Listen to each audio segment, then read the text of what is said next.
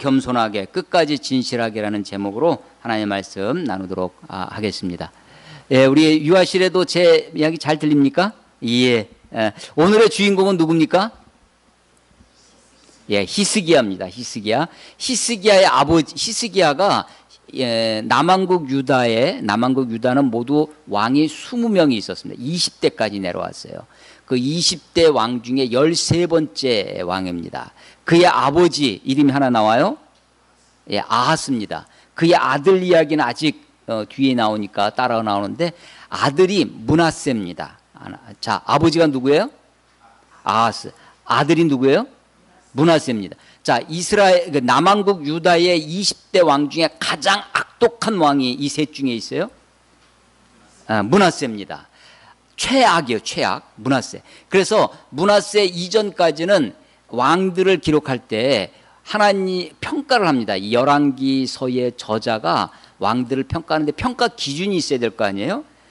그래서 이 남왕국 유다의 기준은 다윗이었습니다. 그러니까 다윗과 같이 행하여, 다윗과 같지 아니하여, 이렇게 다윗이 기준이었어요. 그런데 므낫세가 최악인데 므낫세 이후에는 므낫세 같이 악을 행하여, 므낫세의 죄 때문에, 므낫세의 범죄함으로, 므낫세가 악의 기준입니다. 최악의 기준. 최악보다 조금 덜 악한 차악이 있어요. 그게 누구냐면 아하스입니다. 그러니까 히스기야 앞뒤로 아버지가 차악, 아들이 최악이에요. 그런데 히스기야는 그 중에 그 사이에 끼어 있었는데 선한 왕으로 기록됩니다. 이스라엘 20대 왕 중에 앞에 그 통일왕국 사울, 다윗, 솔로몬 빼고 분열 왕국 이후에 1대 르호보암에 있었던 20대 남왕국 유다의 20대 왕 중에 선한 왕, 선군이라고 하면 3명을 꼽습니다. 자, 3명 중에 1명이 바로 오늘의 주인공 히스기야예요. 또 하나가 저 위로 올라가면 4대 네 번째 왕이 있는데 여호사밧이라고 있습니다. 여호사밧 4대입니다. 13대 히스기야. 또 1명을 꼽는데 16대 요시야가 성군이에요. 성군. 3대 성군 중에 1명이 오늘의 주인공 히스기야입니다. 히스기야 때 어떤 일이 지금 세계 그 주변국, 그 당시 국제사회죠. 그 당시 국제사회에서 아주 엄청난 일이 벌어지는데 남왕국 유다 바로 위에 북이스라엘이 있죠. 그 북이스라엘이 패망합니다. 아수르에 의해서. 그래서 바로 위에 있는 우리식으로 하면 지금 북한이 망한 거예요. 저 위에서부터 쳐들어와서.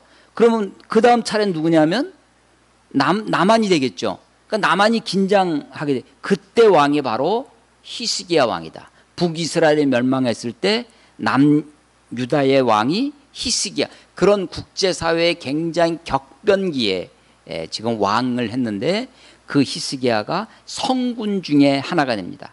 그런데 오늘 설교 제목이 뭐냐면 끝까지 겸손하게, 끝까지 진실하게요. 그러면 이 뉘앙스에 조금 깔려져 있는 게 뭐겠어요? 예, 끝에 가서 성군인데 다윗과 같지는 못했어요. 그래서 마지막에 지금 3명의 성군을 얘기했습니다. 첫 번째가 여호사밧, 두 번째가 히스기야, 세 번째가 요시야. 세 왕이 있었는데 이 세 왕이 다 끝에가 안 좋아요. 그래서 나라가 성군 때 올라가다가 다시 내려오고 올라가다가 내려와서 결국은 남왕국 유다도 패망하게 됩니다. 지도 하나를 좀 보도록 하겠습니다. 이게 고대 근동, 그 당시에 고대 근동은 가까운 동쪽이라는 거죠.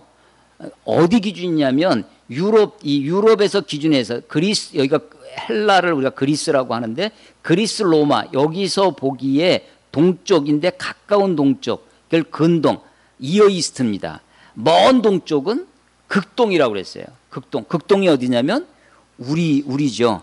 우리가 중고등학교 다닐 때는 우리를 극동지방, 극동아시아 이렇게 배웠는데 그건 다 어디 중심의 세계관이냐면 여기 유럽 중심의 세계관입니다. 걔네 유럽을 중심에 놓고 보니까 우리가 극동이죠. 중국을 하면 우리는 가까운 동쪽인데 우리가 세계의 중심이면 이게 또 달라지는 거죠. 그래서 지금은 그냥 동아시아, 아시아의 동쪽 이렇게 표현하지 극동이라고 표현은 하지 않고 있는데 여기 고대 여기를 다 고대 근동 지방이라고 합니다. 여기가 지금 북왕국 이스라엘 아주 가나안이라고 하는 팔레스틴 지역이에요. 남유다가 있습니다. 전통적으로 이 지역의 패권은 누가 가지고 있었냐면 애굽이 가지고 있었습니다. 애굽이 그 이전부터 애굽이 아주 강력한 강한 나라가 되고 있었죠. 그 애굽에서부터 출애굽해서 출애굽한 것이 기원전 14세기, 15세기입니다. 1450년경입니다. 거기서부터 출애굽해서 여기 가나안에 정착을 하게 되는데 천년경 약 10세기, 11세기경에 나라가 갈라지는 거예요. 그래서 북왕국 이스라엘, 남왕국 유다로 나누어지는데 북왕국 이스라엘이 먼저 기원전 722년에 이 아수르에 의해서 신흥 강국이죠. 애굽이 점점점 세월이 가면서 기운이 빠지고 아수르가 점점점 커집니다. 근데 아수르만 있는 것이 아니라 요 작은 여기 중간에 아람이라고 하는 나라가 있었어요. 그리고 여기 그 아람의 수도가 다메섹입니다. 다마스커스라고 하는 여기 다메섹 아람이라는 나라도 있었습니다. 나중에 이거 그러니까 722년이니까 8세기경입니다. 8세기, 7세기에는 아수르, 아시리아, 지금의 시리아의 조상이 되겠죠. 아수르가 패권을 잡았고 그 다음에 조금 더 지나가면 바벨론, 여기 바벨론이 여기 조금 지도를 이쪽으로 옮길 수가 있나? 이 바벨론이 그 다음 패권을 차지합니다. 바벨 수산성이라고 나오는데 이게 이제 여기가 아수르 다음에 바벨론, 그 다음에 페르시아, 성경에는 바사라고 나오고요. 바사가 그래서 남왕국 유다는 좀 더 지나서 586년에 이 바벨론에 의해서 멸망하고 이 남왕국 유다를 멸망시킨 바벨론이 일어나기 전에는 아수르가 여기를 지배하고 있었습니다. 그 다음이 이제 알렉산더 대왕이 이끄는 헬라가 이 지역을 다 차지하고요. 그 다음에는 로마가 여기를 다 차지해서 순서가 그렇게 지나오는 것입니다. 자, 북왕국 이스라엘이 왜 망하냐면 망하게 되냐면 처음에는 애굽이 강국이었죠. 그래서 사람들이 전부 다 모든 애굽 하나만 강대국이 있을 때는 이 외교하기가 쉽습니다. 그냥 애굽에 애굽 말 잘 듣고 애굽에게 조공을 바치고 그래서 하면 돼요. 애굽에 바로의 사위가 된 왕이 있어요. 부마국. 애굽 바로의 공주를 데려다가 자기 왕비로 삼은 왕. 그것이 솔로몬입니다. 솔로몬. 그러니까 몽골이 세계 최강대국을 만들었죠. 가장 넓은 땅을 차지했던 그 역사상 징기스칸의 몽골족인데 원나라를 만듭니다. 고려 시대에. 그래서 이게 부마국이 되죠. 고려가. 그래서 대부분 몽골에서 다 나라가 망했는데 망하지 않고 그래도 나라를 지킨 게 고려가 되죠. 그런데 마찬가지로 애굽 하나만 있을 때는 괜찮았어요.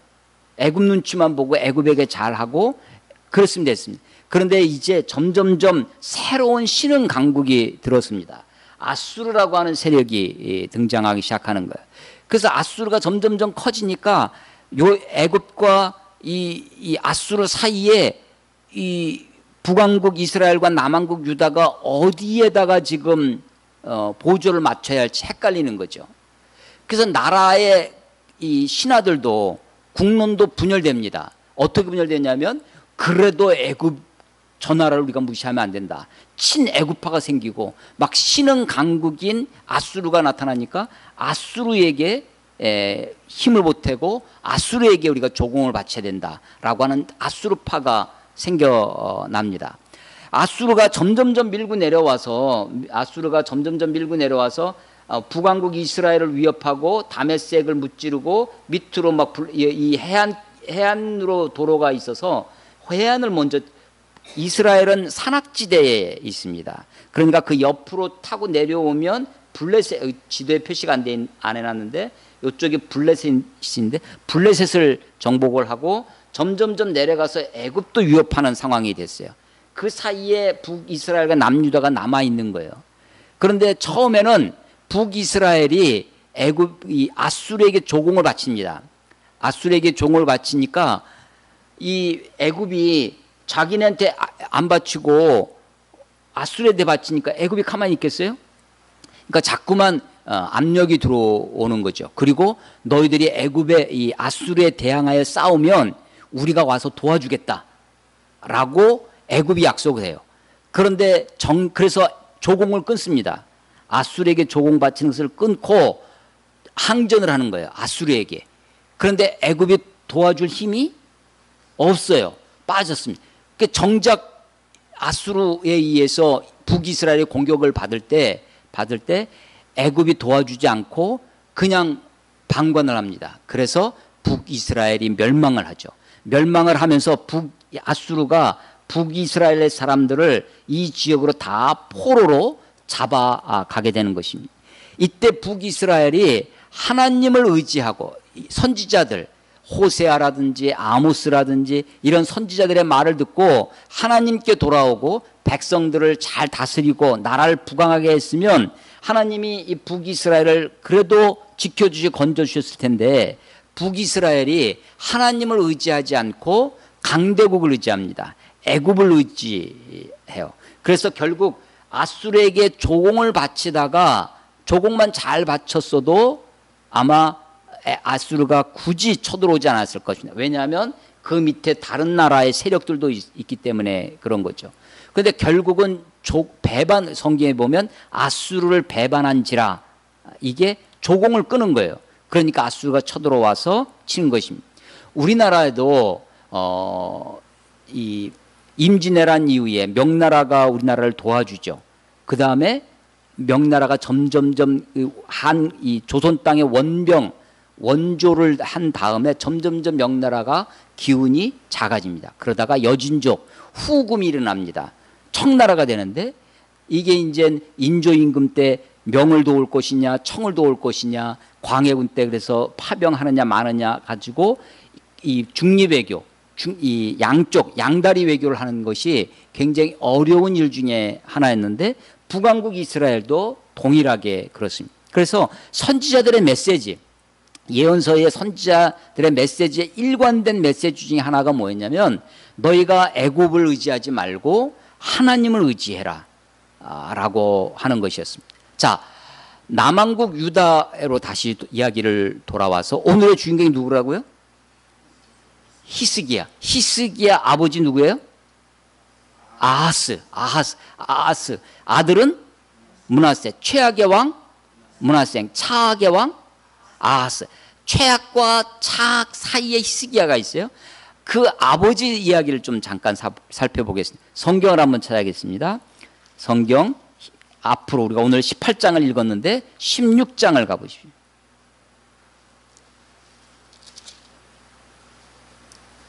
16장 1절 열왕기하 16장 1절 보겠습니다. 1절 르말라의 아들 베가 북왕국 이스라엘의 18대 왕입니다. 베가 제17년에 유다의 왕 요담의 아들 아하스가 누구예요? 누구의 아버지? 히스기야의 아버지. 아하스 최악은 아니라 차악이라고 그랬어요. 아하스가 왕이 되니 아하스가 왕이 될 때 나이가 20세라 예루살렘에서 16년간 다스렸으나 그의 조상 다윗과 같지 아니하여. 이게 기준이라고 그랬죠. 다윗과 같지 아니했어요. 그의 하나님 여호와 보시기에 정직히 행하지 아니하고 이스라엘의 여러 왕의 길로 행하여. 지금 이스라엘 어디냐? 북왕국 이스라엘 얘기하는 거예요. 아니 북왕국 이스라엘이 지금 사실은 점점점 조금 있으면 패망합니다. 그런데 북왕국 이스라엘이 그 왕들을 본받는 거예요.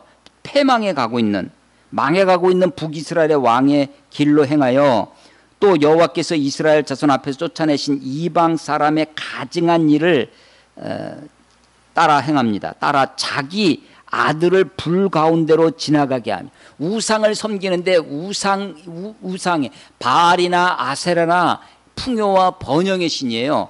그런데 그 아주 이게 쾌락적이고 아주 자극적입니다. 그래서 이 신들 바알이나 아세라를 자극해서 그들이 활동을 막 왕성하게 해야 이 땅에 풍요와 다산 번영을 준다는 겁니다. 비도 내리고 햇빛도 이런 모든 것이 바알에게 달려 있는데 그 바알 신을 자극하려면 그 신을 자극하는 방법이 뭐였냐면 신전에서 매춘을 하는 겁니다. 성전 매춘인데 신전에서 거기서 성행위를 해요. 그러면 그걸 보고 신이 감동을 하고 신이 그것보다 조금 더 한 단계 더 나아가는 것이 뭐였냐면 그 신 앞에 자기 인신제사를 드리는 겁니다. 근데 인신제사를 드리는 것 중에 최고가 뭐였냐면 자기 아들을 드리는 거예요.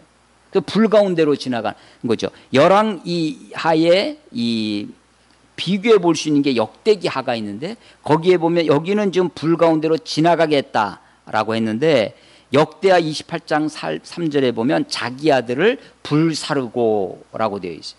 그러니까 우상에 대해서 가장 극진한 헌신의 표시로 하는 거죠. 아하스가 그런 왕이었습니다. 차악이었어요. 므낫세도 그런 죄를 범합니다. 자기 아들을 불 가운데 집어넣어요. 그러니까 여러분 부모님들이 여러분들을 불 속에 집어넣지 않는 것만으로도 그럴 뿐만 아니라 므낫세는 거기에다 선지자를 죽입니다. 특별히 이사야를 톱으로 켜서 죽였다라는 성경에는 없는데 전설로 내려오는 이야기 중에 근데 이 이사야가 누구냐면 자기 증조 할아버지 왕족이에요. 이사야가 우시야의 사촌이었습니다. 우시야 왕의. 그러니까 자기 증조 할아버지 뻘 됐는데 이 므낫세 왕을 막 이사야 선지자가 책망을 하니까 이 이사야를 톱으로 켜서 죽였다라고 하는 악독한 왕이 바로 므낫세죠. 이 히스기야의 아버지 아하스가 차악인데 자기 아들을 불 속에 집어넣는 그런 왕이었어요. 4절 보시면 16장 4절 또 산당들과 작은 산 위에 모든 푸른 나무 아래에서 제사를 드리며 분향하였다. 우상 숭배한 겁니다. 이때 아람 왕 르신과 이스라엘 왕 르말라의 아들 베가가 예루살렘에 올라와서 싸우려 하여 자 무슨 얘기냐 다시 지도 한번 보세요. 제가 일부러 여기 요건 제가 원래 지도에다가 이런 표시를 제가 한 거거든요. 요 북왕국 이스라엘 바로 위에 작은 나라가 아람이라고 하는 나라가 있었고 그 수도가 다메섹인데 이 아람 왕 르신과 북왕국 왕 베라가 둘이 연합해서 남왕국을 공격해 온 거예요. 지금 상황 이해하시죠? 그게 5절 말씀입니다. 5절 다시 보세요. 이때 아람의 왕 르신과 이스라엘 왕 르말라의 아들 베가가 예루살렘으로 남왕국 유다의 수도 예루살렘으로 올라서 싸우려 하여 두 나라가 연합해서 남왕국을 공격하는 거예요. 누구 때? 히스기야의 아버지 아하스 때. 그러니까 이 아하스가 어떻게 하냐면요. 저 위쪽에 있는 아수르에게 조공을 갖다 바칩니다. 아수르한테 공격을 가서 북쪽 뒤를 쳐달라고 성전에 있는 금은 보화 자기 왕궁에 있는 금은 보화를 다 긁어다가 아수르에게 갖다 바치고 아수르가 공격을 해서 다마섹을 공격했어요. 다음에 아람 나라를 정복해 버립니다. 그러니까 두 나라의 연합군이 와해가 되고 물러가게 됐죠. 그러니까 남왕국 유다의 아하스 왕이 다메섹으로 이렇게 돌아가 가지고 북왕국이 있으니까 돌아가서 다메섹 수도에 가 가지고 정벌하러 온 아수르의 왕을 맞이하러 갑니다. 맞이하러 가서 봤더니 다메섹에 그 다메섹에 신전이 있는데 우상숭배한 그 신전이 너무나 멋지게 있는 거예요. 그래서 그걸 그림으로 그립니다. 그래서 마음이 너무 급한 거예요. 우리나라도 이 신을 섬겨야 되는데 그 그림을 그려가지고 자기는 아직 다메섹에 있는데 예루살렘으로 보내요. 예루살렘에 있던 제사장 우리야, 이 다윗의 밧세바 남편 우리야가 아니라 제사장 우리야라고 있었는데 이 우리야가 그 신전 다메섹 신전의 그림을 받아보고서는 왕이 오기도 전에 여기 다메섹 갔다가 돌아오기도 전에 그 신전을 멋지게 지어놓습니다. 이 아하스 왕이 거기 아주 흡족했어요. 이 제사장이 아하스 왕이 무엇을 원하는지 이제 알아서 기는 거예요. 그래서 신전을 다 지어놓고 우상 숭배할 준비를 다 갖춰놓으니까 왕이 와서 거기다 아하스 왕이 와서 그 예루살렘 신전, 어떤 신전이냐면 아람에 있는 다메섹 신전을 갖다가 거기서 우상 숭배를 하는 죄를 범하는 것이 바로 아하스 왕입니다. 자, 보세요. 8절 보겠습니다. 8절. 그런데 7절 보세요. 7절. 아하스가 아수르 왕 디글랏 빌레셋에게 메신저를 보내는 거예요. 사자를 보내 이르되 나는 왕의 신복이요 왕의 아들이라. 지금 자기가 아하스가 아수르 왕의 신복이라는 신하라는 거예요. 청나라가 쳐들어올 때 호란이 병자호란하고 이 두 번이 일어나잖아요. 그때 어떻게 하냐면 군신 관계를 맺죠. 처음에는 형제 관계를 맺었다가 나중에 군신 관계를 맺는 것처럼 아예 아하스가 아수르 왕에게 나는 왕의 신복이요 왕의 아들이라. 이제 아람 왕과 이스라엘 왕이 나를 친히 청하건대 올라와 그 손에서 나를 구원하여 주소서라고 얘기를 하는 거예요. 외세를 끌어들이는 거죠. 외세를 끌어들여서 지금 자기네 나라의 위기를 모면하려고 하는 것이 아하스 왕이었습니다. 미국이 지금 초강대국으로 지금 전 세계를 지배하고 있습니다. 미국의 본토 말고 미국의 주가 되고 있는 것이 북쪽에 알래스카가 있고요. 이 하와이가 미국의 주입니다. 그래서 본토에는 48개 주가 있고 본토 이외에 49번 50해서 50개 주가 있어요. 근데 미국이 그것 말고도 해외에 많은 자치령, 미국의 땅이라고 하는 미국 자치령이 많이 있어요. 이 자치령들이 서로 51번째 주가 되고 싶어 합니다.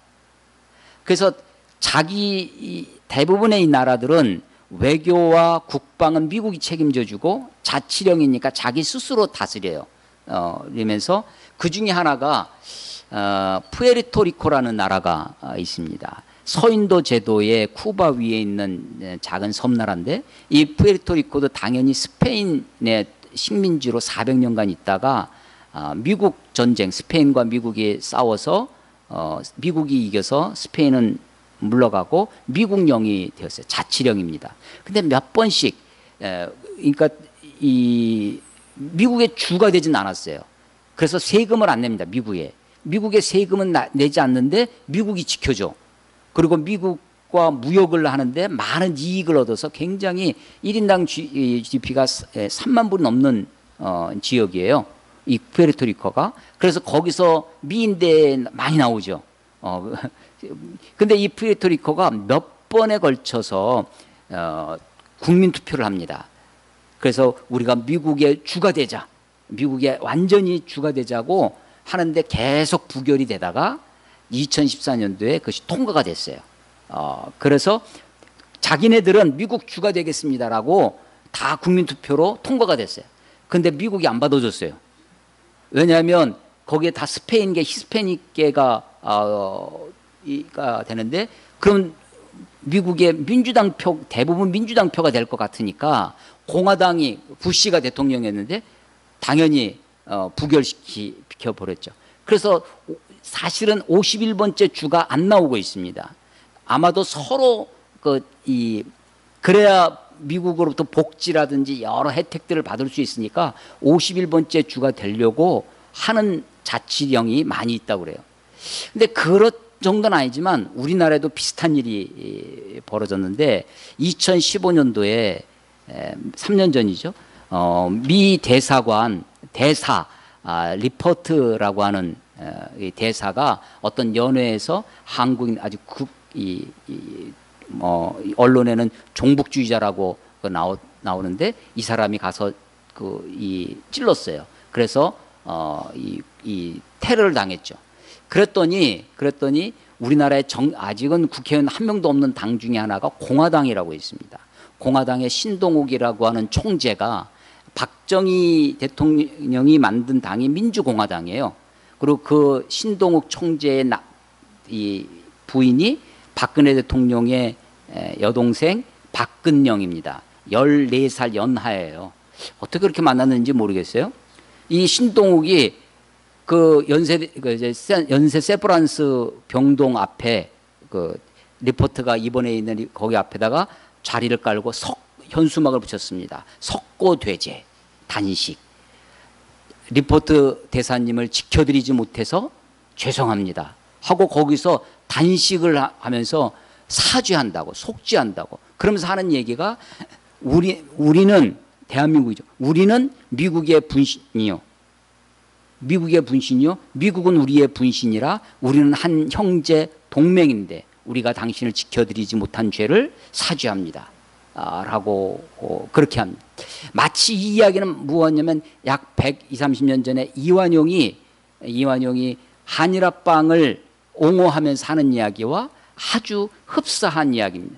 우리가 일본과 합방이 되면 일본의 선진 문물을 우리가 받아들여서 우리를 개발시켜주고 우리를 근대화시켜줘서 이 조선 사람과 내선일체, 우리와 일본은 내국이고 우리는 조선이잖아요. 그러니까 내선, 일본과 우리가 일치가 되면, 내선 일치가 되면 우리가 그만큼 부강한 나라가 될 것이다 라고 하는 것이죠.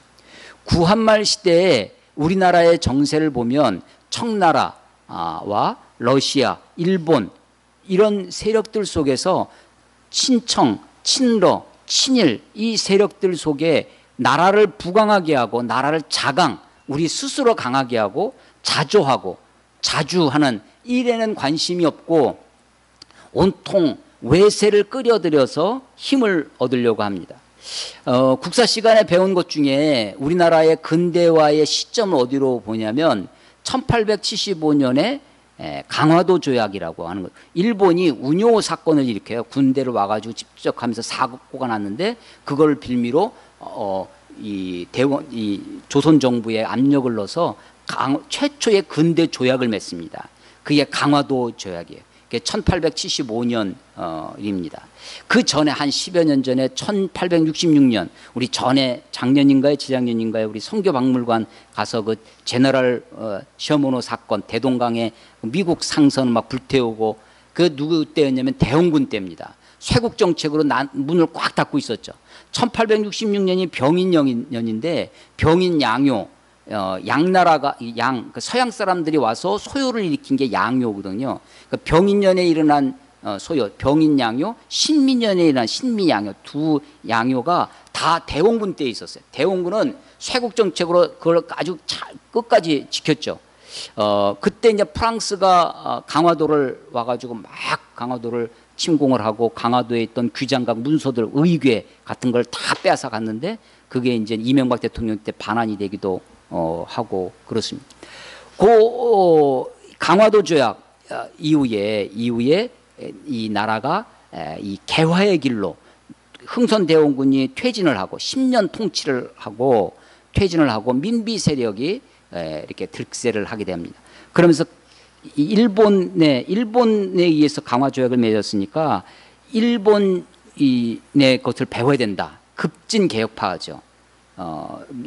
그래서 일본의 군사 지도자 군관을 데려다가 군대를 새롭게 만듭니다. 그게 별규군이라는 거예요. 구식군대가 있어요. 그리고 신식군대가 있습니다. 일본식 별규군이라는 것을 만듭니다. 그런데 이게 별규군하고 이 구식군대하고 차별이 너무 심한 겁니다. 다 그때는 월급을 뭐로 받았냐면 곡식으로 받았는데 이 구식군대는 월급을 제대로 못 받았어요. 13개월 동안 월급을 하나도 못 받아야 됩니다. 그러니까 어떻게 살겠어요?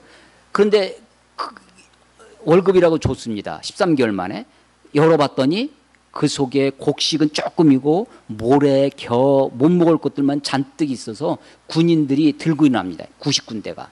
그게 1882년에 이모군란 사건이에요. 그 이모군란이 군인들이 일본 자기네 그 신식군대의 일본 군사 고문관을 살해를 합니다. 죽이고 일본 공관을 막 쳐들어가서 불태우고 하죠. 그때 이 군인들의 난을 민비가 어떻게 하냐면 청나라의 도움을 요청해요. 청군이 들어옵니다. 청나라 군대가 와서 그 군란을 잠재워요. 진압을 한 거죠. 그 다음에 2년 후에 갑신정변이네, 3.1천하라고 하는, 그때도 신진 일본 세력을 등에 업고 일본처럼 개혁을 하겠다. 그거를 무찌른 이 갑신정변을 그것을 진압한 것도 청나라 군대를 데려다가 합니다.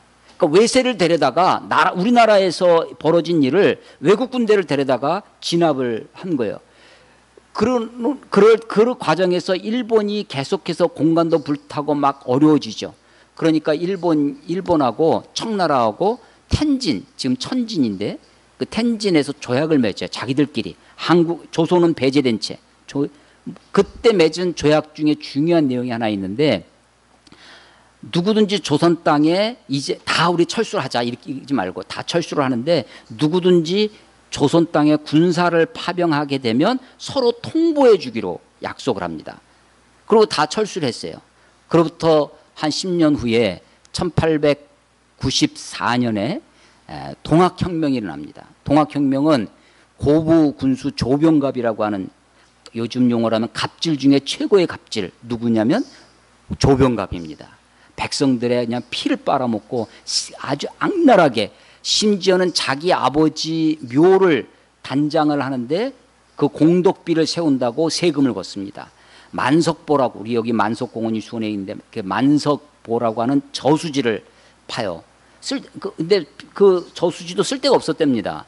그런데 백성들을 막 모아다가 이 저수지를 파고 물이 있으니까 써야 될 거 아니에요? 그 물을 갖다가 쓰려고 하면 세금을 냅니다. 온갖 세금으로 백성들의 고요를 빨던 이 조병갑 때문에 고부에서부터 밀란이 일어나기 시작하죠. 동학, 전봉준에 의해서.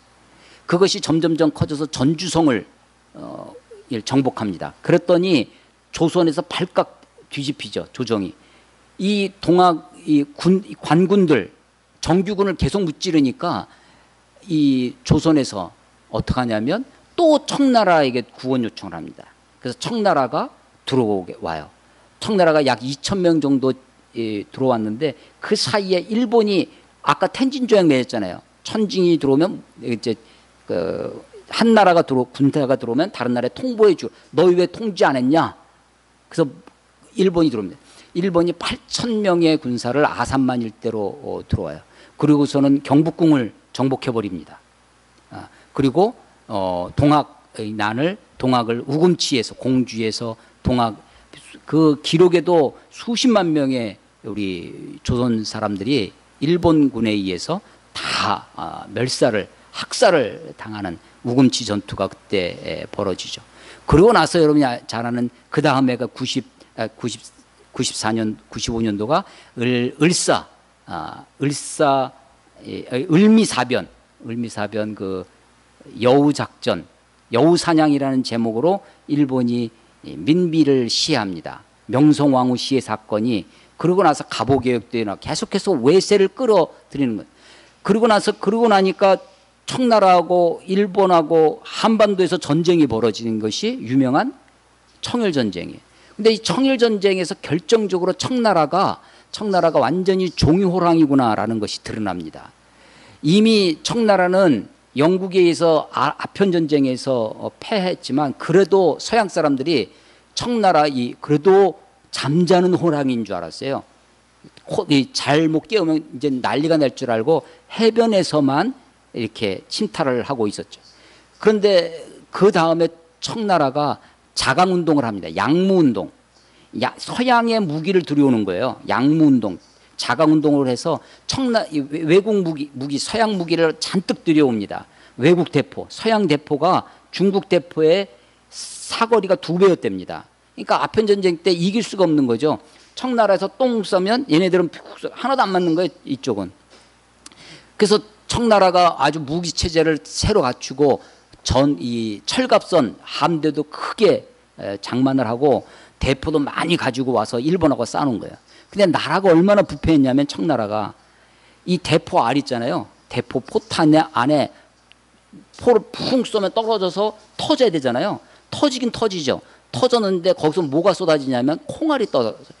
먹는 콩 거기다가 전부 다 납품을 할 때 군대다가 납품을 하면서 화약을 집어넣어야 되는데 비싼 화약 안 넣고 콩을 집어넣었다는 거예요.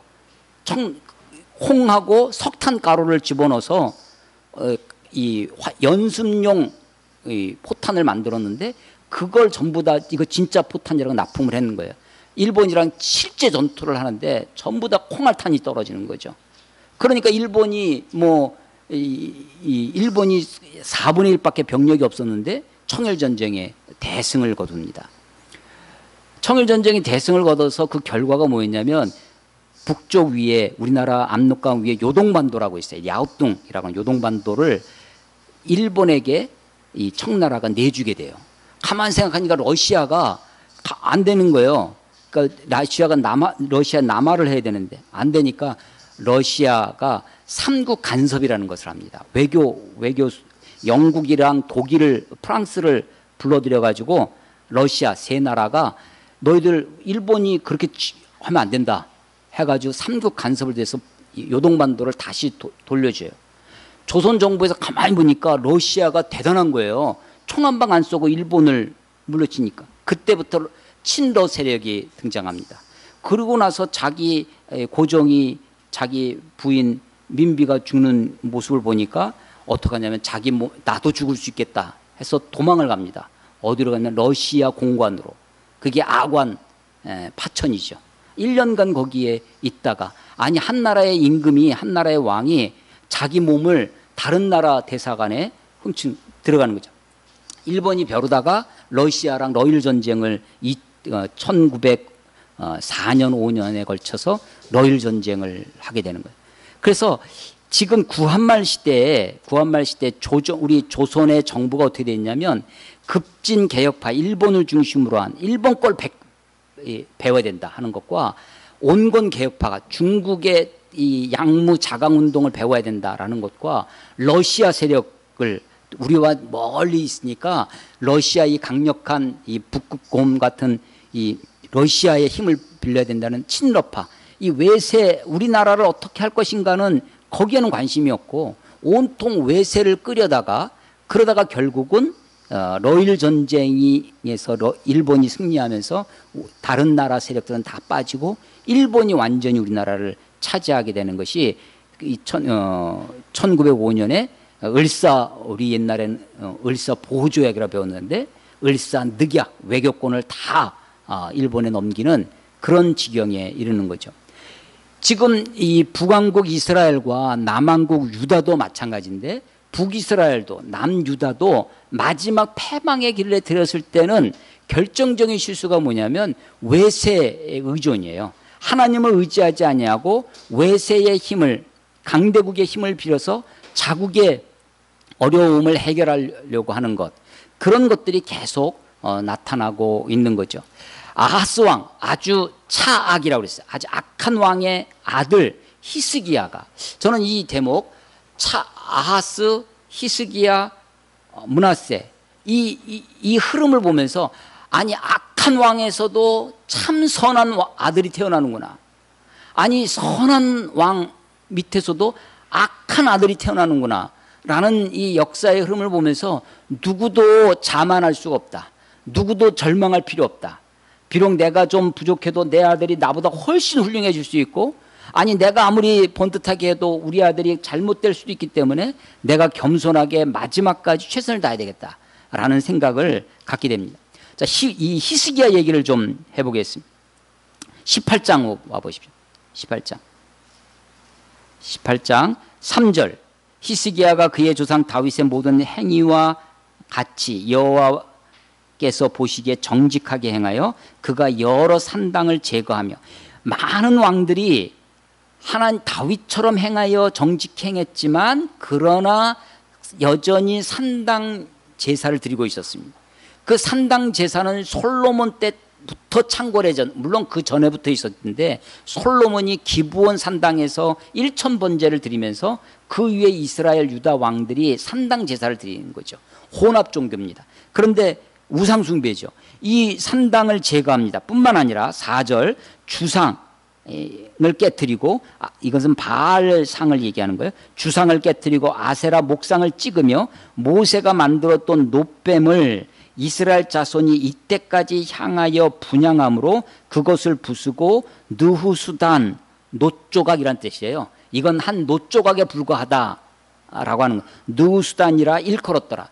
모세가 민수기에 보면 이스라엘 백성들이 하나님께 원망을 하다가 불뱀이 와서 하나님께 기도했더니 놋으로 뱀을 만들어서 장대에 달아 세우면 사람들이 그것을 보면 살리라 라고 했던 그 뱀을, 놋뱀을 사람들이 그 놋뱀 때문에 우리가 살았구나. 저 놋뱀 때문에 놋뱀님이시여. 놋뱀을 섬기기 시작하는 거죠. 놋뱀을 우상으로 하는 거예요. 여기에는 모세에 대한 존경, 또 이스라엘 전통, 조상들에 대한 것이 있어요. 그런데 이것을 히스기야 왕 때까지 섬겨왔다는 거예요. 아무도 그것에 문제 제기, 이게 관행이라고 하는, 이 적폐라고 하는 것이 굉장히 어렵죠. 그래서 이것을 그때까지 섬기고 오던 것을 이 히스기야 왕 때 와서야 그 놋뱀을 부수게 되었다라고 하는 거죠.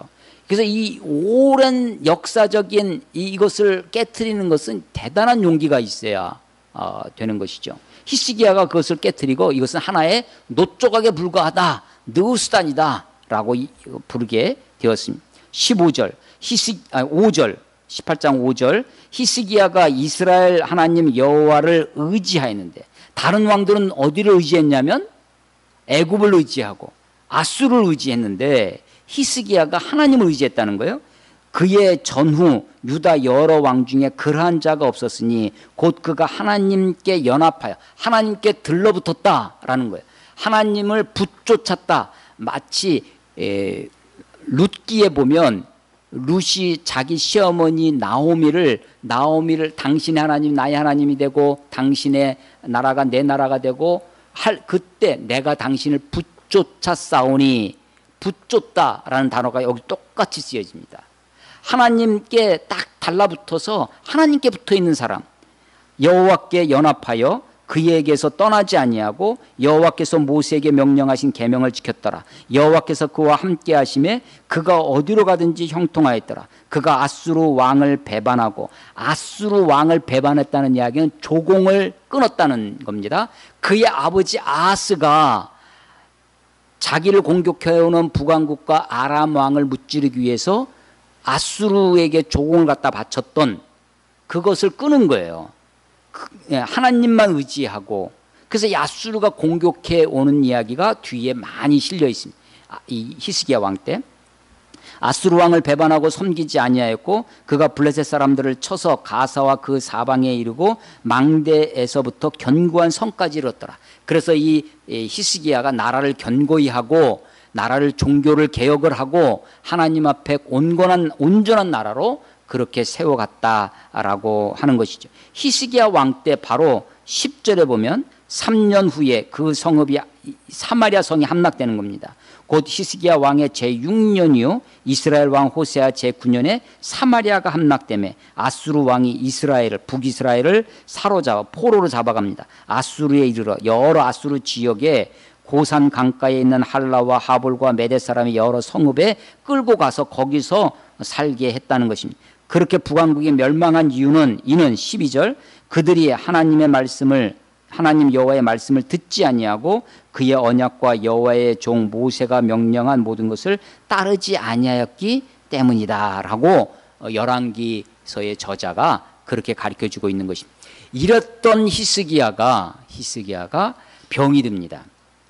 병이 들어서 이사야가 이제 너의 집을 정리해라. 하나님이 너를 부르셨다. 네가 죽게 될 것이다. 그랬더니 히스기야가 그 유명한 면벽 기도를 합니다. 낯을 얼굴을 벽을 내 마지막입니다. 끝입니다. 하나님이 나를 구원해 주지 않으면 나를 살려 주지 않으면 내가 살 수 없습니다라는 표현이죠. 우리가 표현할 수 없을 때 표현하는 방식이죠. 그 면벽 기도를 해요. 그때 간절히 하나님께 기도했더니 하나님이 이사야를 통해서 그를 고쳐 주십니다. 근데 무한히 사는 것은 아니고 15년간 생명을 더 연장시켜 주셨어요. 그런데 그 10여 년 연장된 사이에 그 병이 들었다는 소식을 듣고 저 아래 있던 바벨론이 아직은 약소한 나라였습니다.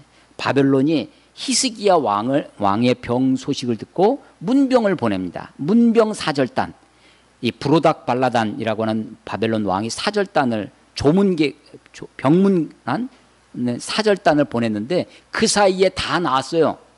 이사야의 말을 듣고 히스기야 병이 다 나왔어요. 그래서 보니까 저 먼 데서부터 자기가 병들었다는 말을 듣고 병문안 사절단을 보니까 마음이 우쭐해졌습니다. 그래가지고 온 김에 자기 나라를 다 구경을 시켜줘요. 자기가 세운 국고성, 국방 방위 시설, 성을 어떻게 쌓았는지, 이 보물 창고를 열어서 보물이 어떻게 국력이 얼마나인지, 이 무기 창고를 열어서 무기가 어떻게 되는지 다 보여줍니다. 우리의 국방이 이렇다, 우리의 국력이 이렇다 하는 것을 다 보여줘요. 근데 이사야가 나타납니다. 지금 누가 왔다 가느냐, 그에게 무엇을 보여줬느냐, 이렇게 했습니다. 그랬더니 네가 보여준 그것을 다 그 나라로 잡혀갈 것이다, 끌려갈 것이다, 그 보물이 다 옮겨질 것이고 네 후손들도 그 나라로 옮겨질 것이다 라고 하는 무서운 심판의 메시지를 듣습니다. 자, 그 부분 찾아보겠습니다. 20장, 열왕기하 20장 봅시다. 20장 16절. 이사야가 히스기야에게 이르되 여호와의 말씀을 들으소. 심판의 메시지를 전하는 거예요. 여호와의 말씀이 날이 이르리니 왕궁의 모든 것과 왕의 조상들이 오늘까지 쌓아두었던 것이 바벨론으로 옮긴 바 되고 하나도 남지 아니할 것이요, 또 왕의 몸에서 날 아들 중에서 사로잡혀 포로로 간다는 거예요. 바벨론 왕궁의 환관이 되리라 하셨나이다.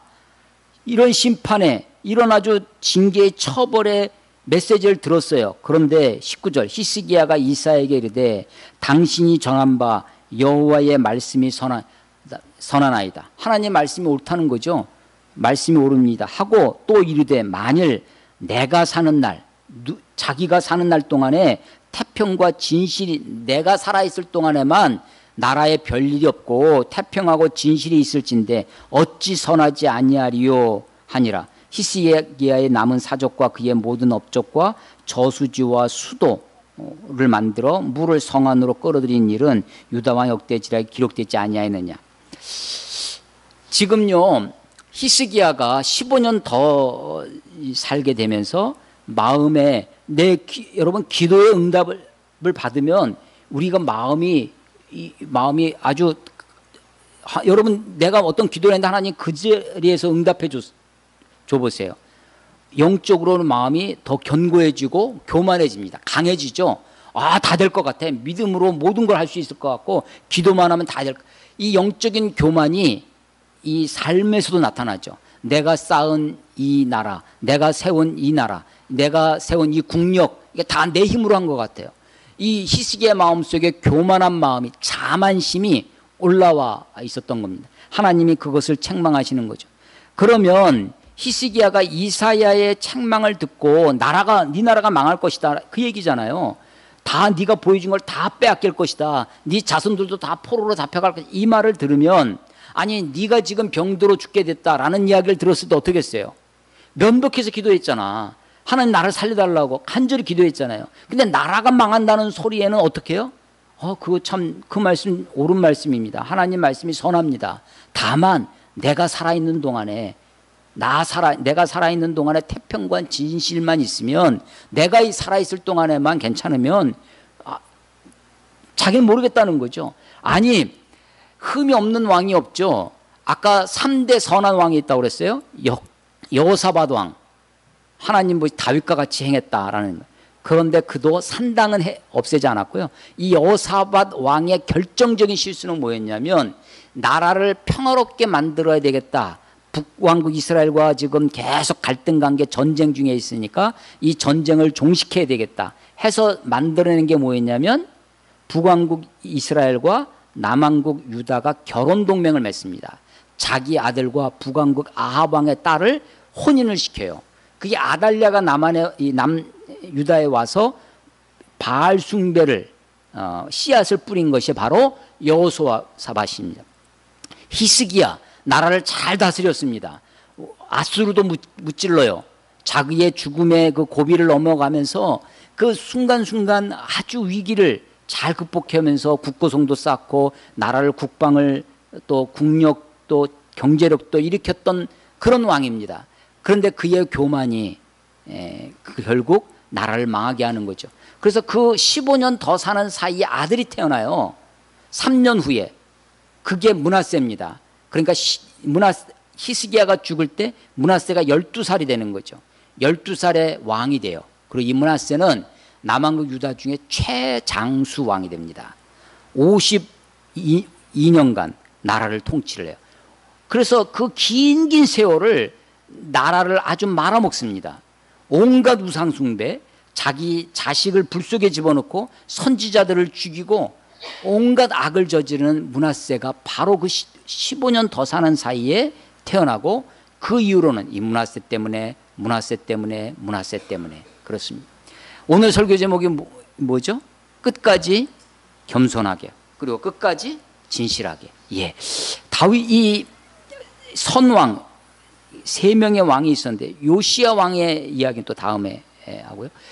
마지막에 가서 나라를 개혁도 하고 부강하게도 했던 하나님 보시기에 정직히 행했던 이 왕들이 마지막에 그의 마음속에 파고 들어오는 것이 뭐냐? 우리가 실패했을 때보다 더 무서운 시험이 성공했을 때입니다. 나라가 잘 되고 번영했을 때 교만의 길로 들어서는 것이죠. 그래서 히스기야가 정말 선한 왕임에도 불구하고 그 다음 므낫세라고 하는 아주 최악의 왕이 태어나고 이것 때문에 남왕국 유다가 패망의 길로 들어서는 거죠.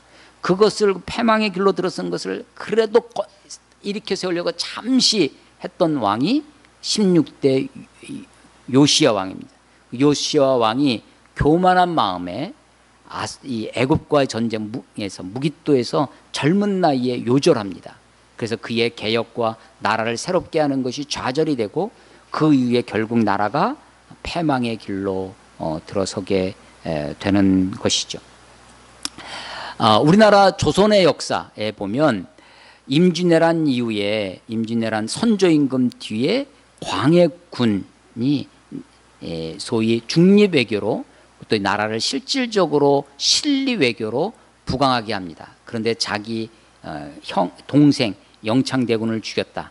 자기 어머니를 배다른 어머니를 죽였다라고 하는 그런 폐륜의 왕으로 찍혀서 신하들에 의해서 폐위가 되고 그래서 왕의 칭호도 못 받고 군으로 그래서 선조임금 임진왜란 때 나라가 쇠망했던 것을 광해군 때 조금 그래도 대동법을 실시하고 그래서 나라를 그래도 좋게 했던 왕이 광해군입니다.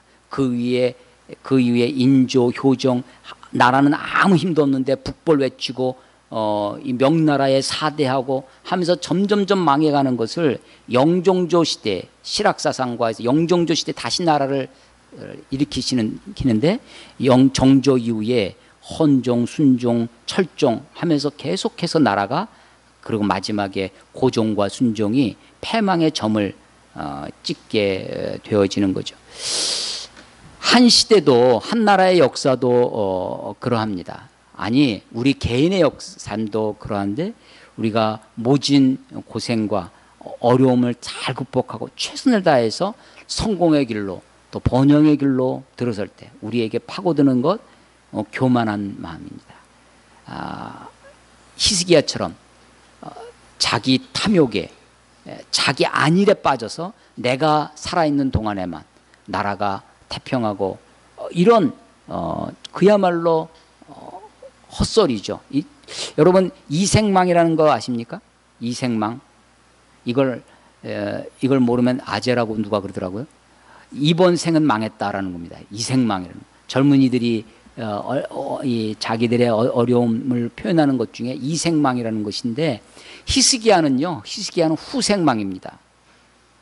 후대가 망하는 거예요. 아니 나는 힘들어도 다음 세대가 나는 어려워도 지금 어려워도 미래가 밝은 것이 훨씬 좋죠.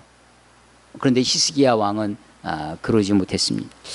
하나님 앞에 선한 왕으로 정직하게 행했다고 이 열왕기 저자가 한편으로 인정하면서 한편으로 그의 허물과 그의 실수, 그의 죄를 과감없이 빠지지 않고 우리들에게 증언해주고 있습니다. 이 역사적인 교훈을 따라 우리가 마지막까지 하나님을 온전히 섬기고 겸손하게 하나님 앞에 나아가는, 그래서 마지막 때 최후의 승리가 저와 여러분들의 것이 되기를 주의 이름으로 축원합니다. 기도하겠습니다.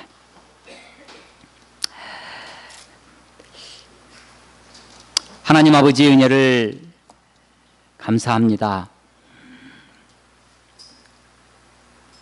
역사를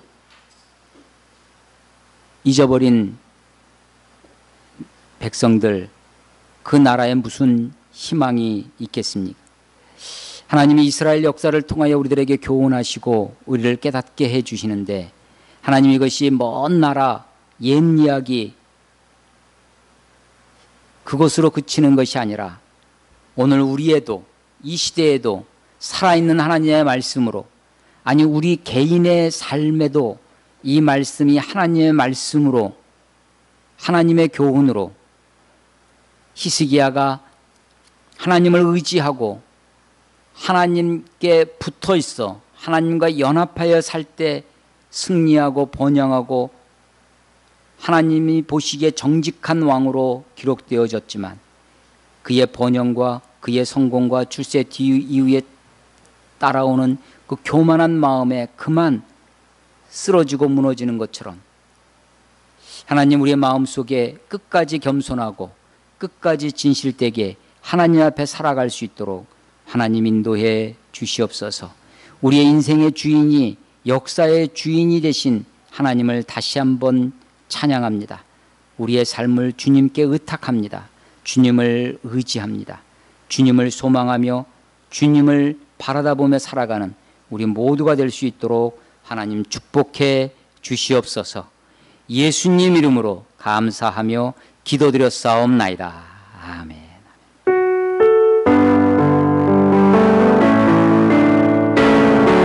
주님 말씀하시면, 주님 말씀하시면 내가 나아가리라. 주님 뜻이 아니면 내가 멈춰서리다. 나의 가보서는 것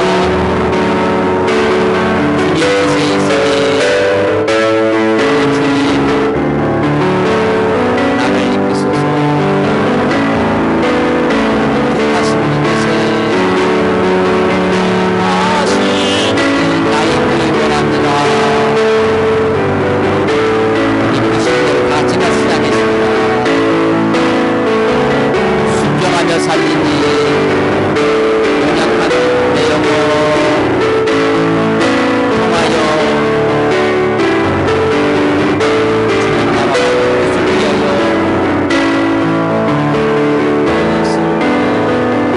오 주님 나를 이끄소서. 오 주님 이끄소서. 주님 나를 이끄소서.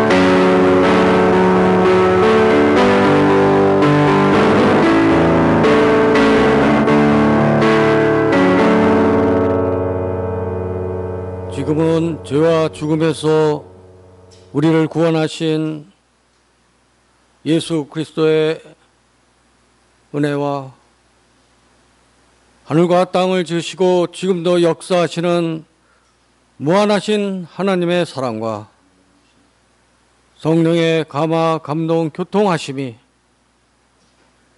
주님이 오시는 그날까지 끝까지 겸손하게, 끝까지 진실하게 살아가기를 소망하는 교회와 성도들 위해 이제부터 영원히 함께 하심을 축원하옵나이다.